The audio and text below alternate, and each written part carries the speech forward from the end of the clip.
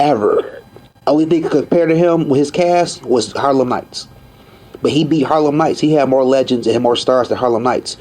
So when I say that to people, I hear a lot of people say, "Well, Meteor Man was a shit." At the time, so I was saying that. No, period. Period. Like I don't know no movie. One Roscoe Jenkins had Martin, Monique. You cannot. I could still like out name people on who was on Meteor Man. If you name everybody, every single person in that movie. Like every single person you could name in that movie, Roscoe Jenkins. It was more people in Death at a Funeral than in Roscoe Jenkins. Truth be told, but it was more people in Meteor Man. I mean, legends and good actors. I'm talking about like what's her name? LaWanda Page, Marla Gibbs, my man who played Benson, who did the Rafiki's voice of Lion King, James Earl Jones, Bill Cosby, young Don Cheadle, young Don Cheadle. Let's talk about that. You know what I'm saying? Phase I Love, Zeus, my man who played Zeus, Tiny Lister, who played Debo, the late great John Witherspoon. Was that the Boys or ABC? They played the Boys, the Boys. Not only the Boys, Luther Vandross, Cypress Hill. Not only Cypress Hill, Naughty by Nature. I forgot my man's name, but he played the Riddler in the '60s version of Batman with Adam West. He was the bad guy in the movie. It just keeps going. It just keeps going. Leela Rashawn. He tried to fill that movie up. Jennifer, what's her name? She played Tina Turner's mama in What's Love Gotta Do. She played a lot of people's mama. I want to say it's not Jennifer Hudson. Jennifer Lewis, I believe. She was in it.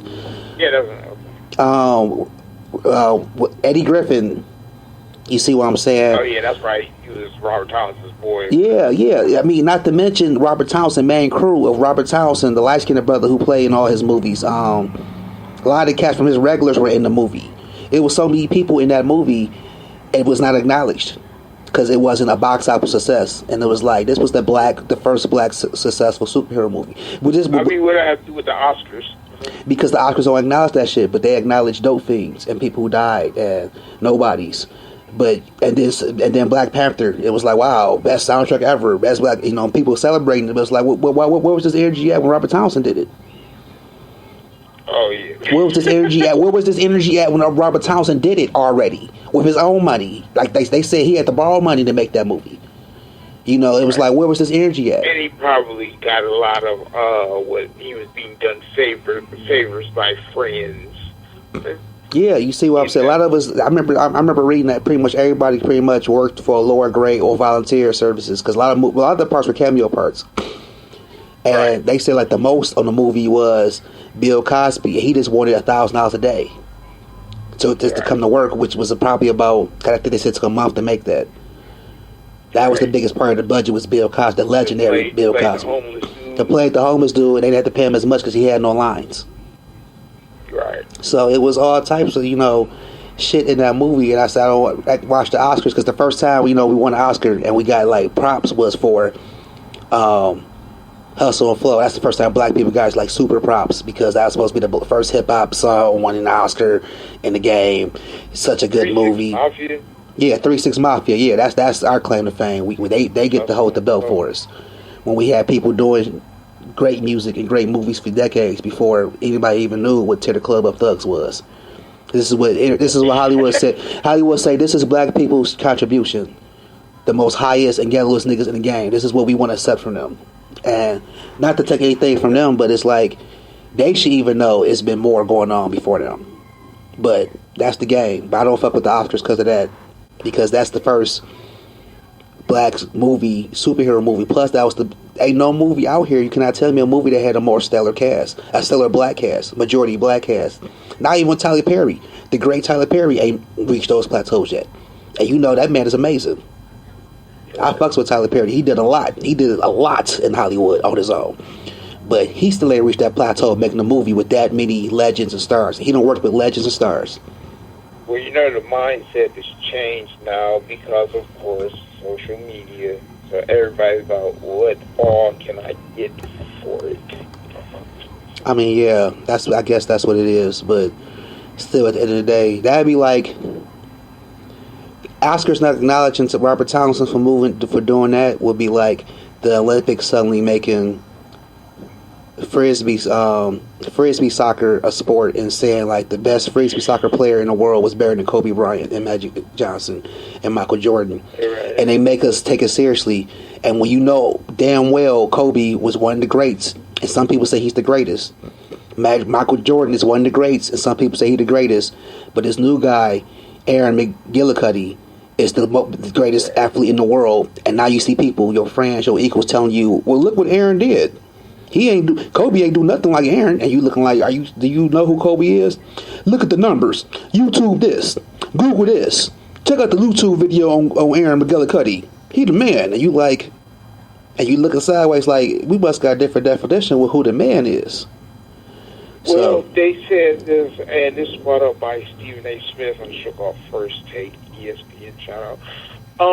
He said when he talks to these ball players back in the 80s, 90s, he was like, the only thing they want, when they talk about these ball players now, is hold them to the same standard.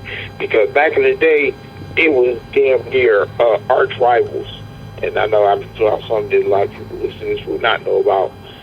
Where you out there, they was hardcore, beating the crap out of each other on the court, and they were like, "Yeah, they soft." I know about that shit. I play arch rivals, and I'm from Detroit. Might not know what the hell. Yeah, I mean they don't know what arch rivals is, but I'm from Detroit. We from the bad boys. If you don't know anything about being rough, right? Before NBA Jam, but yeah, they back then they were beating the crap out of each other. They really did not like each other. It was hardcore, like fights. And they really softened the rules up. That's why the business got the name the bad one. But they weren't the only ones doing that. And it's like, yeah, they were like, that's what you heard that, because they was like, he basically got put through boot camp by the Pistons till he was made to a champion. They were like, yeah, a lot of now don't have to go through those same conditions. Like everybody pulling up shooting 3-pointers, as soon as they cross the half court. I mean, yeah, they don't play defense like they used to. I'm not saying they're not talented, with the same sense. Like if you put some of them back in that time, like would they really flourish like they are now?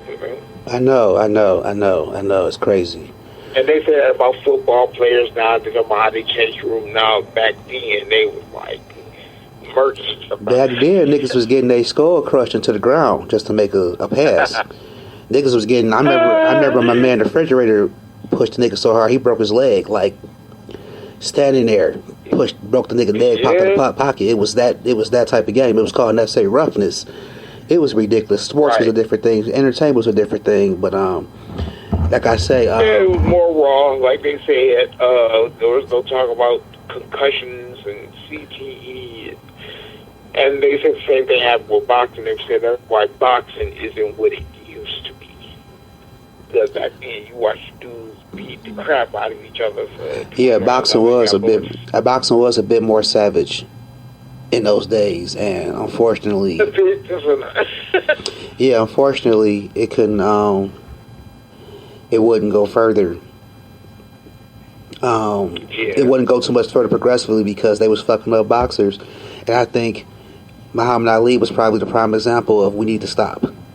That probably was what them looking at and said we need to slow the fuck down. Do you think that triggered the Parkinson's, or did they say that it triggered Parkinson's? I don't know, but as a boxer, he's the face of boxing, and he's a champ. And you look like if a champ could become this, what could happen to you?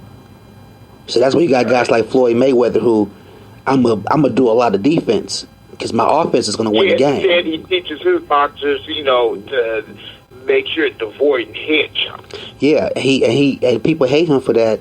I don't like Floyd for his arrogance. I'm gonna say that out loud, but I do love his sportsmanship and how he trained.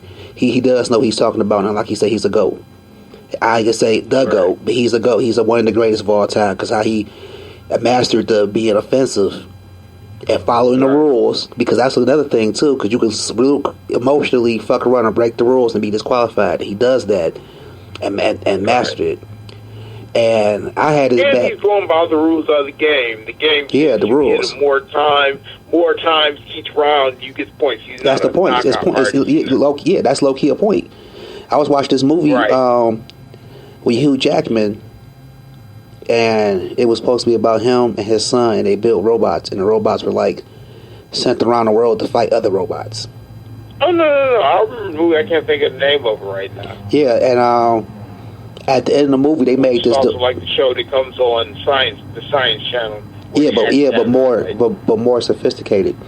The robots were so dope and sophisticated with that shit that towards the end of the movie, they had their robot, and their robot was like almost human. So he was doing shit that every other robot couldn't do, and they was going against this super powered Japanese robot, and he was beating the robot ass. Okay, but how the robot won, he won by technicality, and how he did that, the Japanese guy had figured out the same thing. The more punches you put in, the more points you get. So his robot, every like other attack, would do something in which he would trap their robot in a corner and like punch him 100 times. He had like a robot puncher, like, pop, pop, pop, pop, pop, and punch him. So at the end, when he knocked out the robot, they say he won by technicality, even though he knocked him out. Right. And it was like, oh, that's bold. But it was like, well, technically, that's the rules. You could knock me out in this 10th round. I mean, you know what I'm saying? You could knock me down as long as you don't knock me out and I get up and it's only 3 seconds left and I, dodge you for the next 3 seconds. If I punched you over 3,000 times and you only punched me 3 times, and your 3 times did knock me down, so I'm fucked up physically. But as far as this game, I'm getting the money. I'm getting that guap because you didn't follow the rules. It was like that was something they did. Like every other attack he would do, he would like lay onto him with multiple punches, like 1,000. It was like a repeat. It was like a repeat.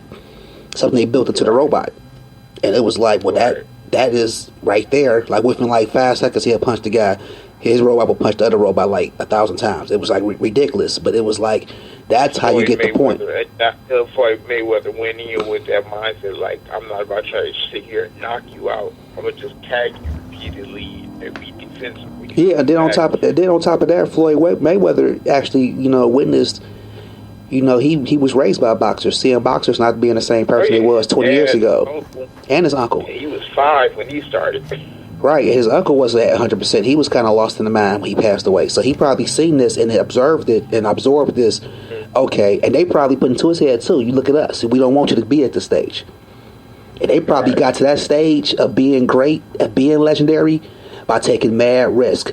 I lost part of my sanity just to have this memory of who I used to be. Right. We want you to be better at this. We want you to have the memory and your sanity and your glory. And he probably was raised with that. And then on top of that, when he started being more in control of his destiny, he became a monster. So I don't like his arrogance. I say that much. When I see him on TV talking, I be thinking like, well, why don't you read that for me, brother? Write that down on a piece of paper and read. I be saying that to myself, like, you so arrogant for no reason. Because you got money? Like, you arrogant in a room full of bums. But as far as his greatness, he is great. I fucks with Floyd. You understand the two aren't exclusive. Yeah. Now, speaking of sports, let me move on to the next subject, which I wrote down. I don't know if you fucking with NASCAR, but NASCAR trying to make a move to bring black people in. I've been into it for the past 5-10 years, cashing it here and there. But once Bubba Wallace, pushed his car out there. But yeah, Bubba Wallace, yes, that man. Somebody fought the noose in his garage, and I still think that's bullshit in the game, but they all stood together against it. You know what the FBI said? Because the FBI, there's nobody in the FBI that can lie. It's been there since October of last year, and they pointed out, they was like, oh, if it's meant to open the garage, why is it shaped like this? That's a damn noose. Yeah. But the FBI, who trusts them, right? Who in America, even the Ku Klux Klan don't even trust the president don't even trust the FBI no more. So, I ain't talking about just Trump. The last few presidents been side-eyeing the FBI. So FBI ain't been getting looked at the same since they boss Eisenhower started laying down law. That's when people started side-eyeing them motherfuckers. They only hear through a technicality. Eisenhower, but yeah, what Bubba Wallace doing, I was never that interested in a sport where you just make one huge left turn. But like they say, it could be exciting in there. I don't know if you've ever been interested in watching 500 laps. Yeah. Like it lasts. Yeah, because as a mechanic, I'm speaking as a mechanic right now. It's interesting seeing. Because I'd have been in situations, not NASCAR situations, okay, you see them how miraculous that become, but I'd have been in situations where I had a truck or a bus in front of me, and The word on the floor is we need this bitch ready by 12 and it's 10:45.